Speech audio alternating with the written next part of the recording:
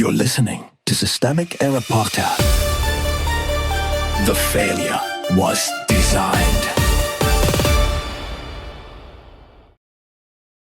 Data expert issues huge warning to Trump's GOP. This is what kills parties, based on an article by Sarah K. Uris.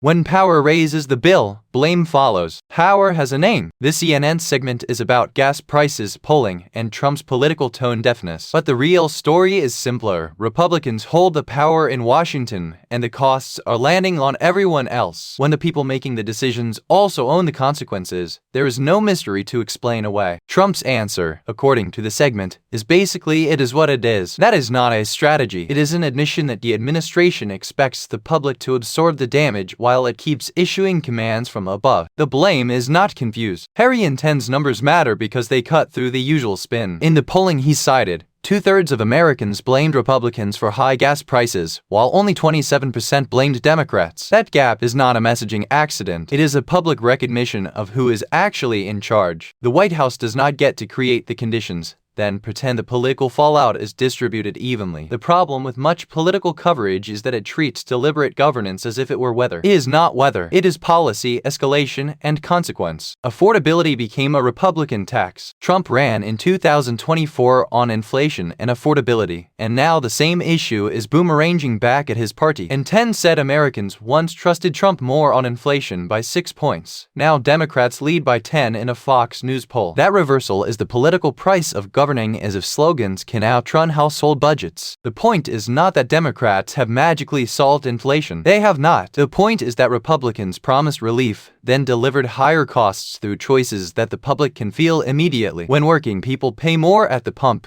they do not care about the theatrics of denial. They care about who made life more expensive. Republicans own the results. Sidner was right to note that Republicans hold all of the power in Washington. That should be the beginning of the analysis, not an aside. If Republicans control the levers and the pain is rising, then the blame has a clear address. What Enten called a false belief is the fantasy that White House decisions will not travel down ballot. Of course they will. Voters do not separate governance into neat cable news compartments. They know who is governing, and they know who asked for power while promising competence. The useful part of the polling. The most important fact here is not that Trump is unpopular in a vacuum. It is that his coalition is being exposed by the basic reality of governing. When you escalate abroad and squeeze families at home, the party in power owns both the fire and the bill. This is where Democrats should be sharper, not softer. The opportunity is not to mimic Republican cynicism, but to make the contrast legible. Material stability versus performative chaos, accountable governance versus reckless rule. The public is already doing part of that work. The job is to stop wasting the opening. The patter. This story is another case of authoritarian politics trying to convert harm into noise. Make the decision, trigger the pain, then act insulted when people notice. That is the pattern. Deny agency, blur responsibility, and hope exhaustion does the rest. It does not work forever. When the same people who hold power keep producing the same harm, blame stops being a matter of persuasion and becomes a matter of record.